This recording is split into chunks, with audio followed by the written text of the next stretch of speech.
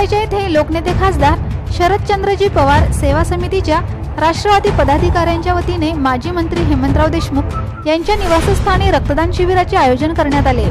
रक्तदान शिबिराचे प्रदीप पारख यांच्या हस्ते दीप प्रज्वलनाने सुरुवात करण्यात आली। रक्तदान शिबिराचा प्रारंभ जोगशेलू सरपंच ज्योती देसले, अनिता देशमुख, वैशाली शाह महिला कार्यकर्त्यांनी केली।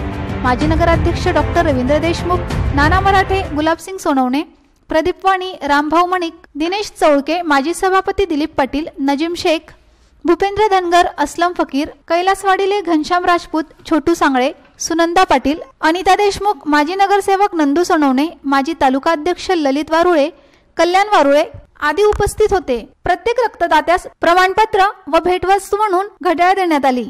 या प्रसंगी सेवा समितीचे आयोजक अमित पाटील, नजीम शेख व बापू महाजन यांनी मनोगत व्यक्त केले। या प्रसंगी महाविकास आघाडीच्या पदाधिकाऱ्यांनी रक्तदान शिबिरास भेट दिली। 150च्या वर रक्तदात्यांनी रक्तदान केले।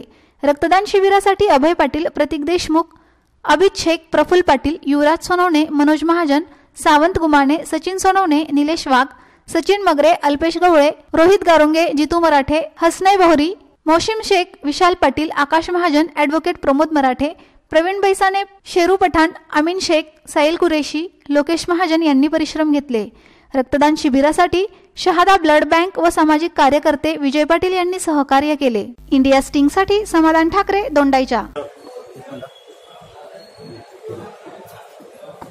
बरोबर आहे का फ्रेम ऍडजस्ट करते आणि आवाज पण।